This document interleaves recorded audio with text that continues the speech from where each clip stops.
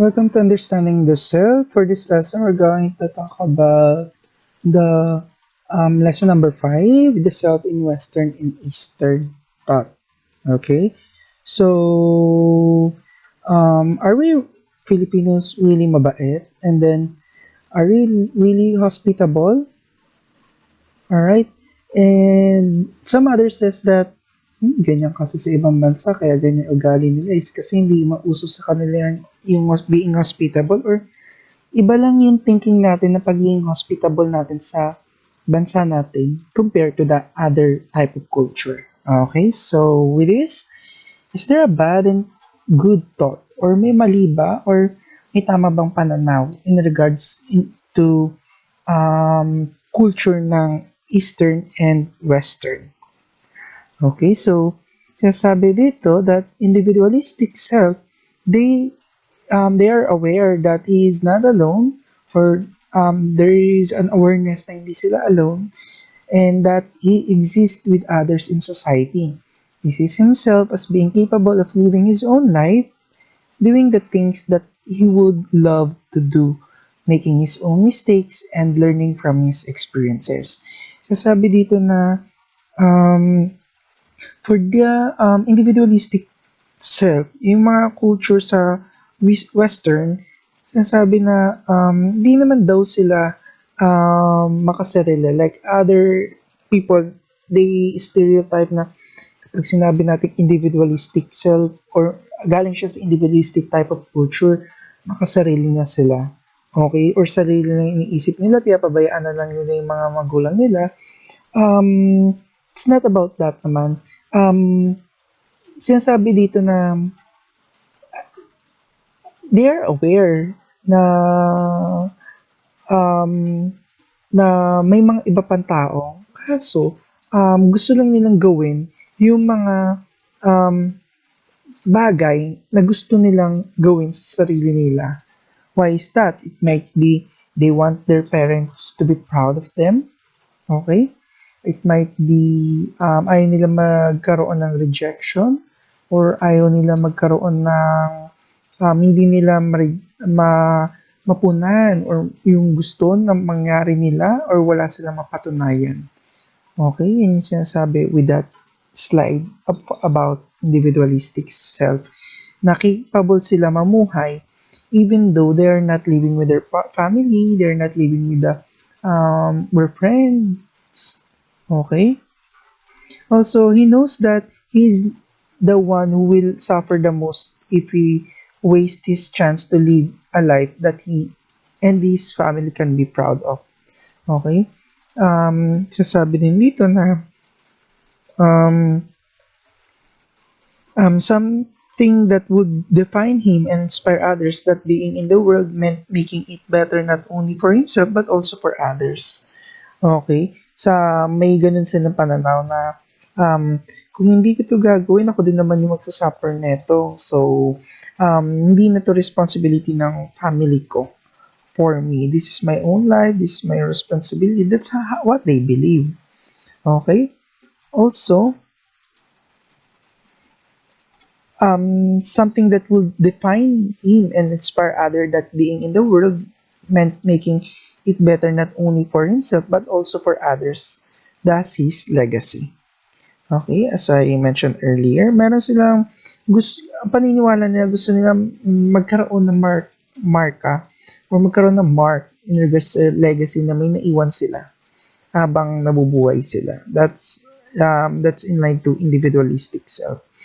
Also, the development of an individualistic self begins after birth and is observed in the childbearing practices of parents in the West, independence and self-reliance from the development of the self in Western culture. Okay, so as pinanganak yung bata, nagkakaroon na ng form kung anong klaseng pag-uugali siya depending on paano siya pinalaki ng kanyang magulang. Okay? So, ganun yung attitude and behavior nitong mga tao, at paano nakukuha ang ganitong klaseng pag-uugali sa individualistic self. And are we really good? As I mentioned earlier, mabuti ba talaga ang pagiging Pilipino? Or sadyang nakukulong lang tayo sa konsepto, okay? Ng pagiging maka-Pilipino, or are we really good because we want to romanticize being good ng gantong ugali? Kailangan makisama tayo sa family natin and so on. Alright?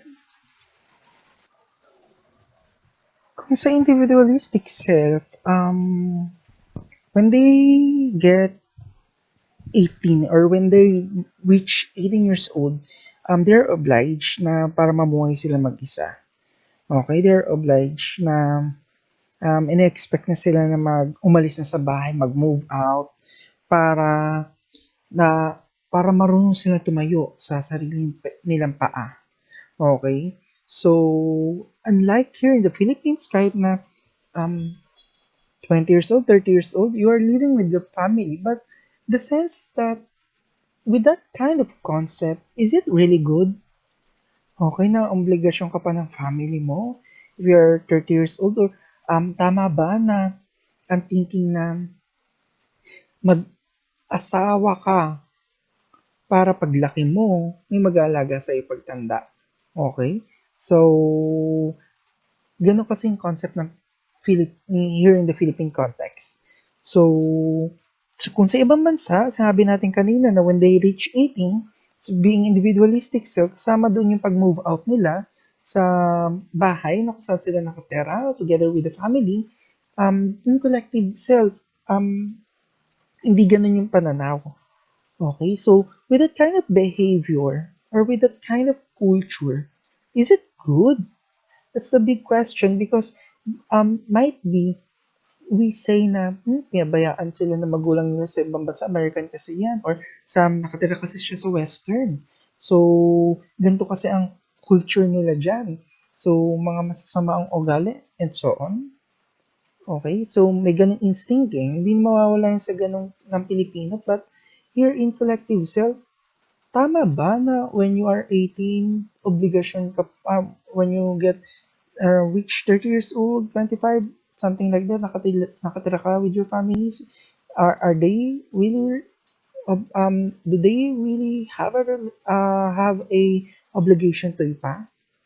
Okay, so, mabuti ba talaga ang kultura ng Pilipino? And pangit nga ba yung kultura ng ibang bansa? Lalo na in Western. Kasi ganun yung tinitingnan lagi. That's how we compare. Okay, so understanding this, we need to understand also kung our culture, are we really good? Okay, what are the behaviors that kailangan natin i-embrace and not to romanticize? Next would be collective self. The identity of the individual is lost and does not exist. Okay, so with that first bullet, sasabi dito na in collective self daw, nawawala ang identity ng isang tao. Okay, nawawala yung identity ng tao if you are living with collectivism. Kasi, nagkakaroon dyan ng pagkawala ng sarili mong pananaw. Kasi nga, nakatira ka pa rin. Okay? Kasi iniisip mo pa rin ang kapakanan ng iba than to yourself. Okay? So, the family and the society control how the group members should think, act, and generally conduct themselves in the society. Okay? So, bakit nawawala? It's because of tinitingnan kung tinitingnan dito yung not only by your own position or disposition in life, but in collective self, or here in the Philippines, tinitingnan dito yung kapakanan and thinking ng mas nakararami. Okay, kung ano ang tingin um, nila sa bagay-bagay, naapektuhan ang personalidad or ang tingin ng isang individual. Nakapekto kung ano ang pananaw ng isang social group, ng isang family sa thinking ng isang tao.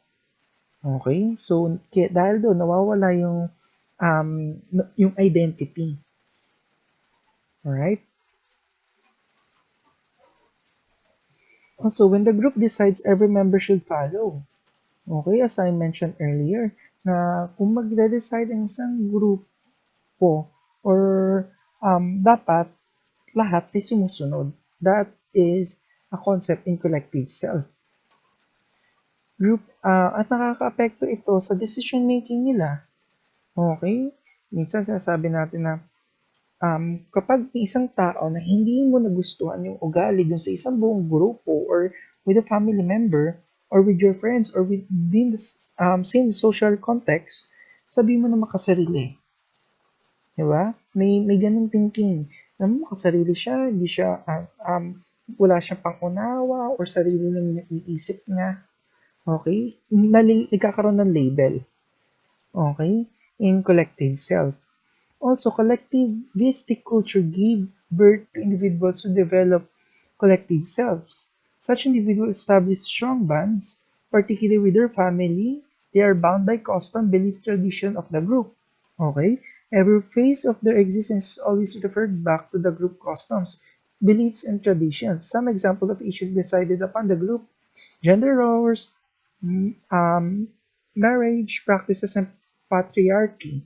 In such cases, individual freedom is sacrificed for the benefit of the group. Okay, so may may in collective self, if you are panganay, okay, that is one factor. If you are panganay, your responsibility is to provide something for the family. Ako kasi ang panganay, kaya ako ang bumubuhay. Ako ang panganay, so ako maging provider or ako ang lalaki, ako ang tatay de pamilya or padre de pamilya. Ako dapat ang bumubuhay dito sa mga anak ko. It's my responsibility.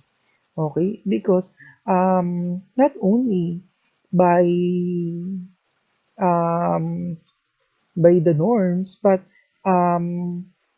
also their responsibility or their gender roles ng isang tao sa isang um, kinabibilangan niya ay kasama sa pagiging collective self. Okay?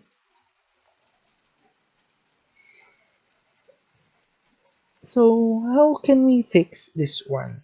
How can we fix the issue between individualistic self and collective self? Alam natin na may negative and also there is a positive way ang pagiging individualistic.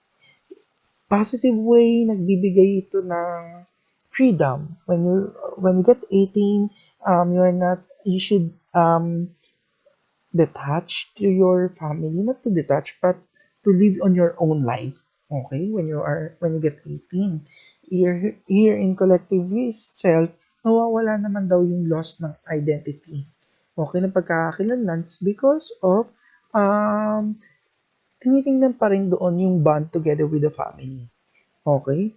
At yung gender role.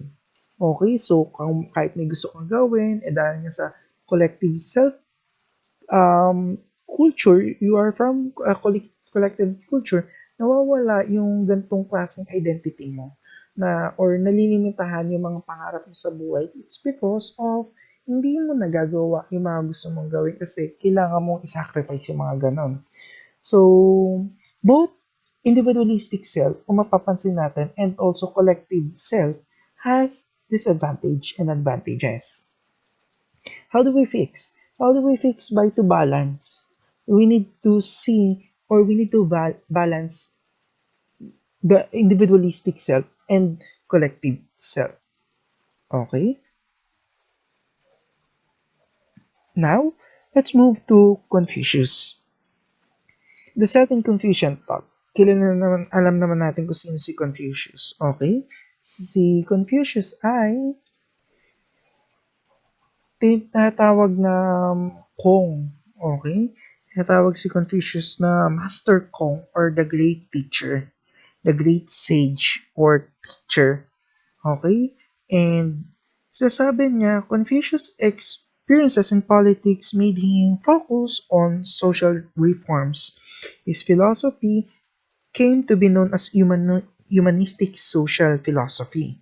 This philosophy primary focus is on human beings and the society he finds himself in.